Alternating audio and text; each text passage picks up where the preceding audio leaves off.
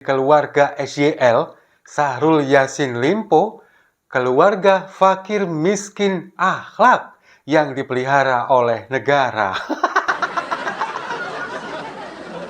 Jadi, yang dipelihara oleh negara itu bukan hanya orang yang miskin harta saja, tapi miskin akhlak. Seperti keluarga Syahrul Yassin Limpo ini juga dipelihara oleh negara. Buktinya apa?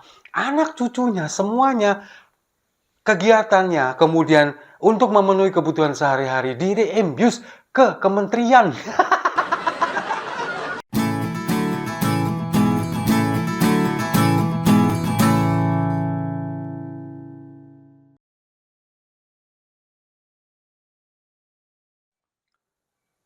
Salam damai untuk Indonesia, berjumpa lagi bersama saya, Papa Dimas. Info kali ini datangnya dari keluarga SYL, Syahrul Yassin Limpo, keluarga fakir miskin akhlak yang dipelihara oleh negara.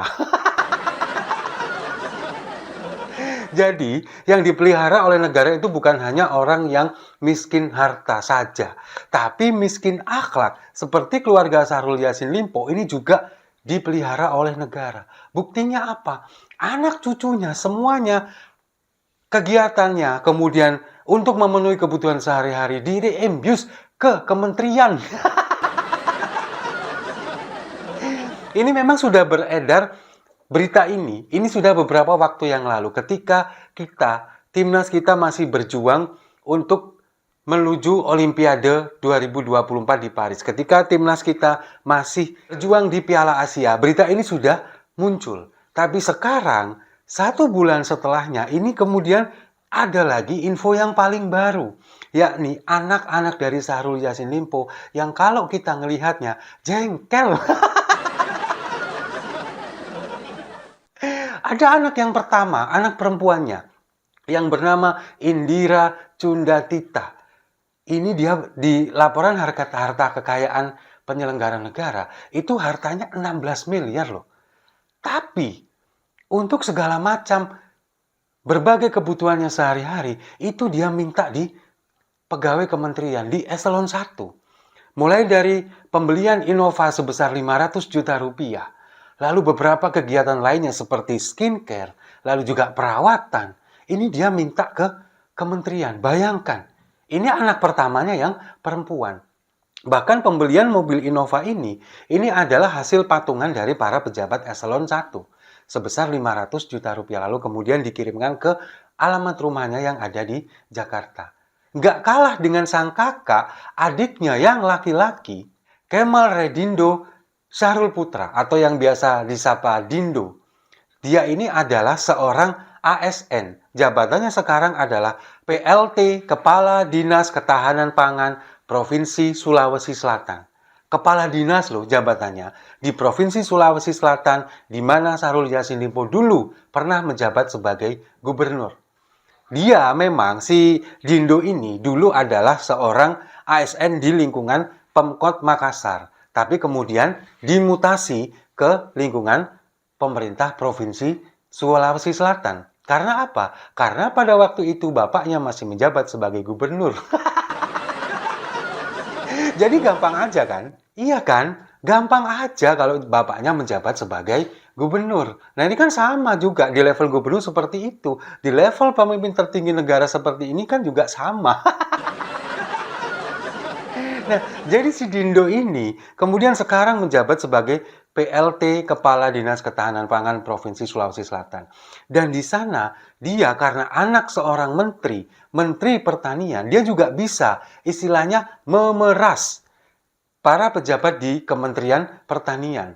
Dia dikabarkan kan meminta uang sebesar 111 juta rupiah untuk biaya aksesoris mobil kepada para pejabat di Kementerian Pertanian. Para pejabat eselon 1 ini kemudian dimintain uang. Akhirnya mereka patungan untuk membayarkan itu semua. Nggak hanya itu, uang untuk renovasi rumah sebesar 200 juta rupiah ini juga dimintakan ke para pejabat di Kementerian Pertanian. Mereka istilahnya diperas oleh keluarga Syahrul Yassin Limpo, oleh anak-anaknya. Nggak cuman itu juga, biaya ulang tahun anaknya juga dimintain kepada para pejabat di Kementerian Pertanian. Ini keluarga emang kebacot. Kebangetan. Bayangkan coba, dengan dana yang sekian besar, di setiap dirjen, ini kan padahal tidak selalu ada uang. Pada akhirnya gimana? Pada akhirnya mereka kan, kalau istilah orang Jawa itu golek-golek no gitu loh. Mengada-adakan, mencari-cari. Tuh, cari caranya gimana? Ya gimana lagi kalau bukan dengan cara korupsi. Misalkan dengan pengadaan proyek fiktif misalkan. Itu yang akhirnya uangnya ditujukan kepada keluarga dari Pak Menteri ini.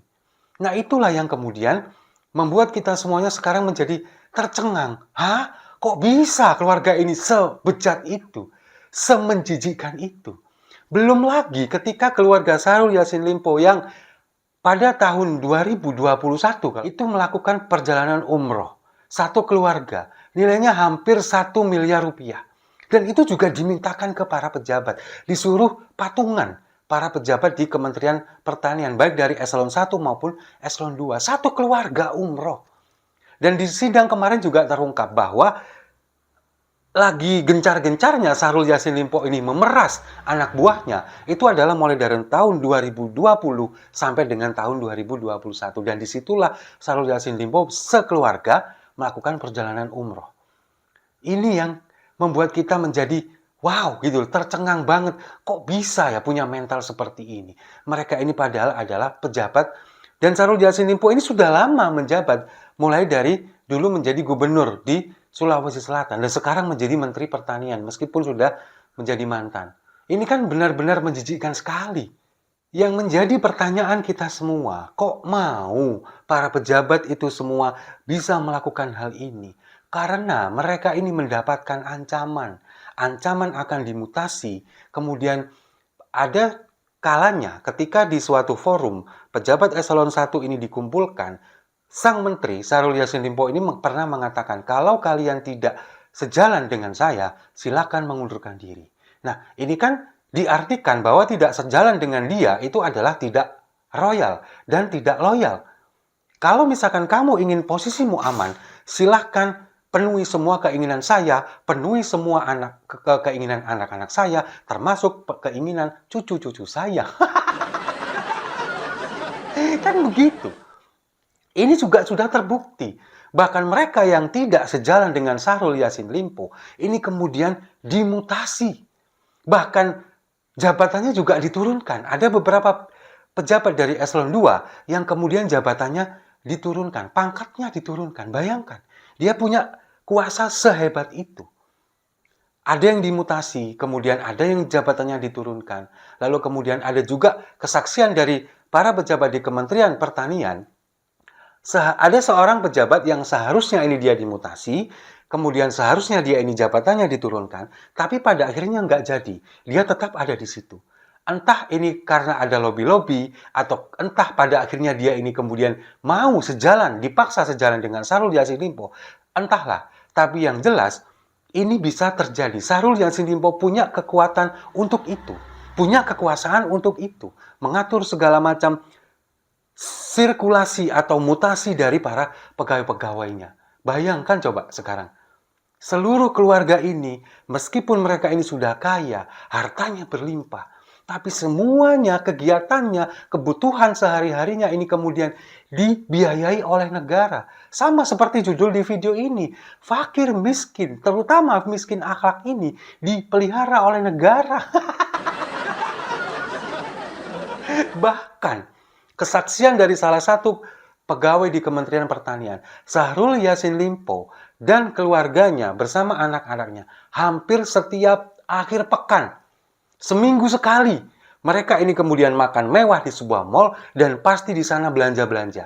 Entah itu beli baju, entah itu beli berbagai kebutuhan sehari-hari, mereka belanja. Dan dananya dari mana? Direimburse ke Kementerian Pertanian. Bayangkan, padahal mereka ini hartanya sudah melimpah. Laporan harta kekayaannya anak pertamanya saja sudah 16 miliar. Belum Syahrul Yassin Limpo berapa. Tapi semua kegiatannya, semua kebutuhan sehari-harinya dibiayai oleh negara, dimintain duit patungan dari para pegawainya. Kebangetan banget emang. Jadi layak kalau misalkan kemudian sekarang Syahrul Yassin Limpo tersandung kasus, kemudian sekarang menjadi tersangka, itu memang patut itu dia dapatkan. Dan kita berharap semuanya ini terungkap, semuanya terungkap. Bukan hanya dari Kementerian Pertanian saja. Di lembaga-lembaga lain, kita semua meyakini bahwa ini juga terjadi. Makanya, sekarang keberanian dari BPK untuk menelusuri ini. Dari PPATK juga. Bagaimana aliran dana di lingkungan kementerian lain, di lembaga lain, apakah ada yang sama seperti Syahrul Yassin Limpo, atau bahkan ada yang lebih parah. Tapi saya meyakini pasti ada. Nah, jadi itulah sekarang kita semua sebagai warga masyarakat, kita harus mendorong upaya ini semua untuk diungkapkan.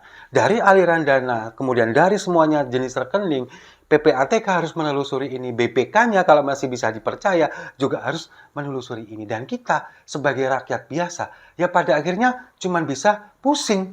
Kok bisa melihat kelakuan pejabatnya ini seperti ini? Dan saya sekali lagi meyakini tidak hanya terjadi di Kementerian Pertanian, juga terjadi di lembaga-lembaga yang lain. Dan kita sebagai masyarakat cuma bisa melihat, melongo, kagum, dan kaget.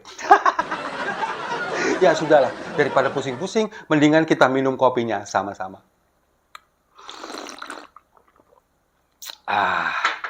Saya rasa itu. Terima kasih sudah menyimak. Jangan lupa like, komen, dan subscribe. Sampai jumpa di video-video saya selanjutnya. Miskin akhlak kok bisa jadi pejabat?